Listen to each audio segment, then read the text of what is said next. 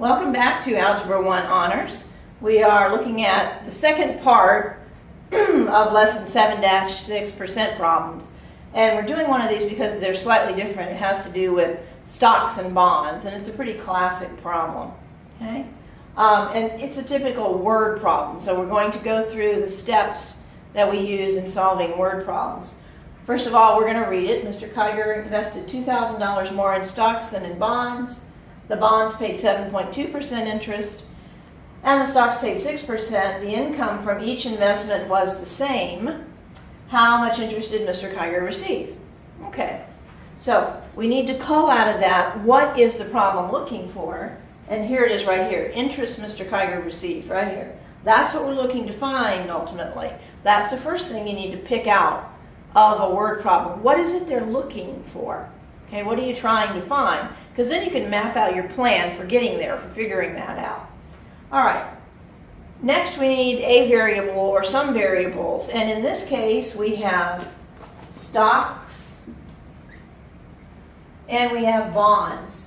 So we might want to make amount in stocks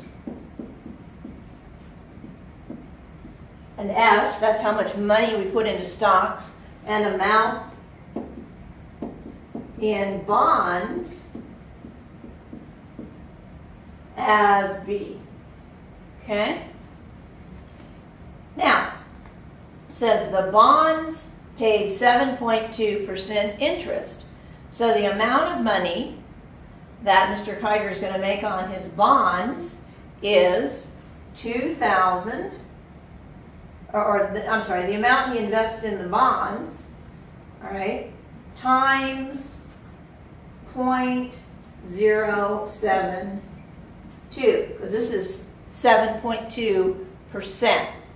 And when you take the percent, turn it back into a decimal, you have to move the decimal point 2 places to the left. So we're going to multiply the amount that he invests in bonds, we don't know what that is, times 0.072, 7.2%, and that'll give us the amount of interest that he makes off the bonds.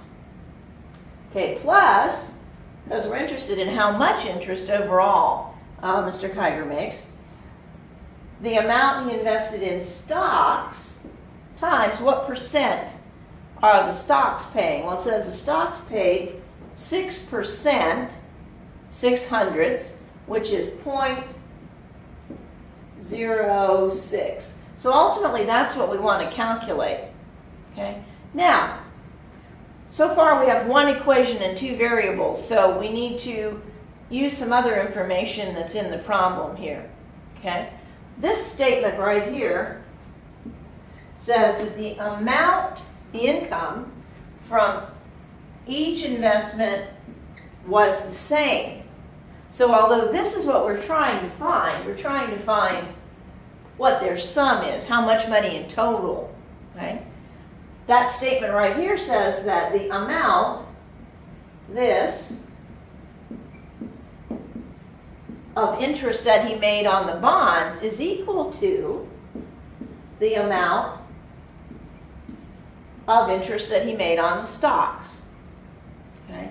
Now, we need one more equation, one more step here in order to be able to have one variable so that we can solve this.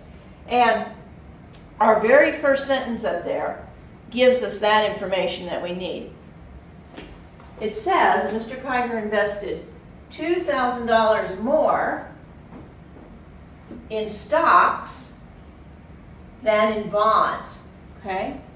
So if he invested B dollars, 10,000, 2,000, 3,000, whatever. If he invested B dollars in bonds, then he invested 2,000 more than that in stocks, or B plus 2,000. So our other equation is the amount of money that was invested in stocks, that he purchased with stocks, is B plus 2,000. That's what this statement right here tells us. Mr. Kiger invested $2,000 more in stocks than in bonds. So if bonds is B amount of dollars, stocks is B plus 2,000. Now we're going to use substitution. This right here, B plus 2,000, is another name for S. It's like a nickname.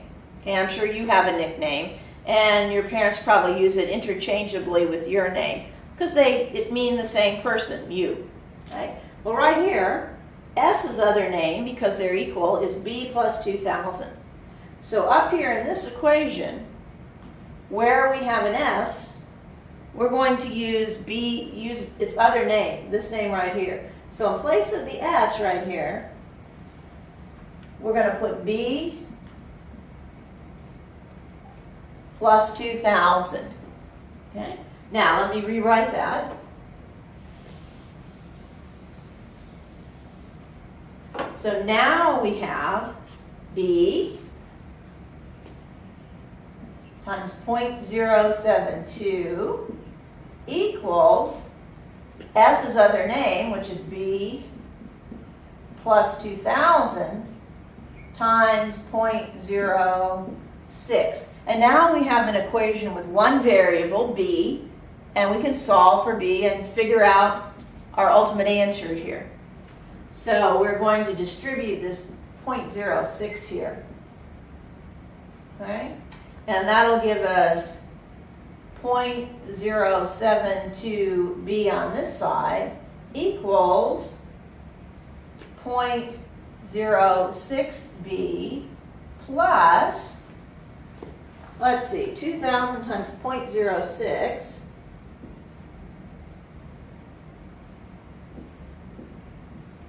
What will we get? 0, 0, 0, 12. And we need 2 decimal positions. Okay, 120.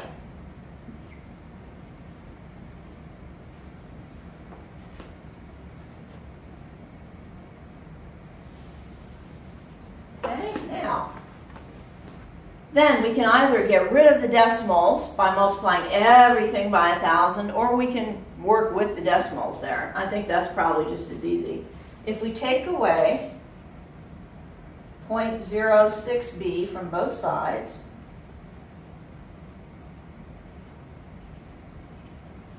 what we're left with over here is 0.0, or 0 there, 1, 2B, okay, equals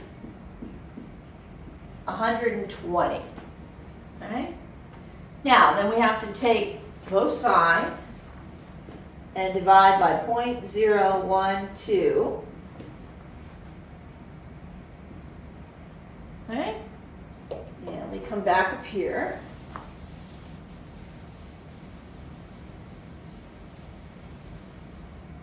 And B is going to be 120 divided by 0.012. Now, if you remember my decimal doggy stories, right?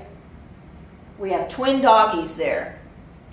And this doggy here is outside the house and it's cold. So we're going to make him snuggle up right next to the house here so he's warm.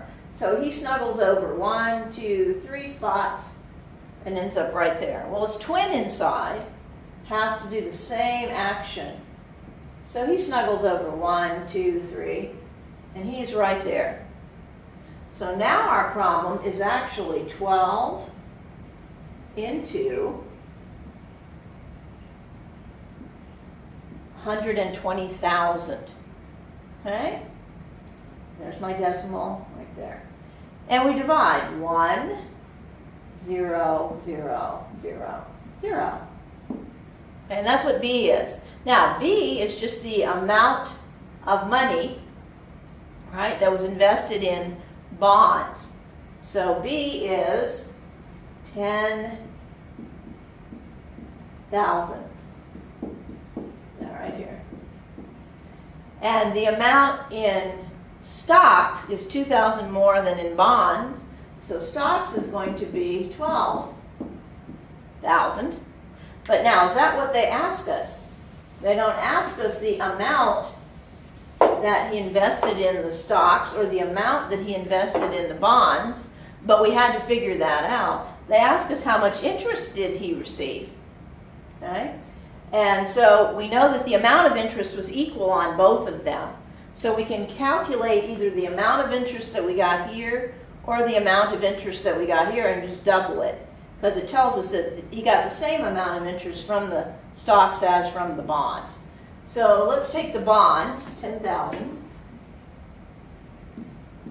and he invested that and got, let's see, bonds paid 7.2% interest. So we multiplied by 0.072.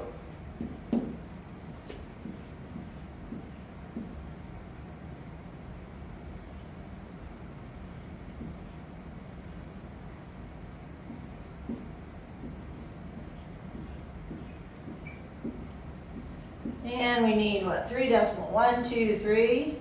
So he made $720, right, interest.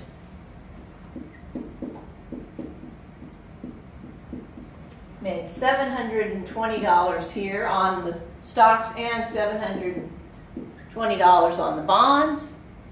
And we add those together and we get $1,440 is how much he made in total, and that's what the question is asking. Okay? That's how much total interest he made. So always read the question to see what it is it's asking for. Okay? Because otherwise you might stop when you get the amount of bonds and the amount in stocks. And that's not what you are actually looking for. Okay? And that's the other type of problem that you'll find in percent problems in lesson 7-6.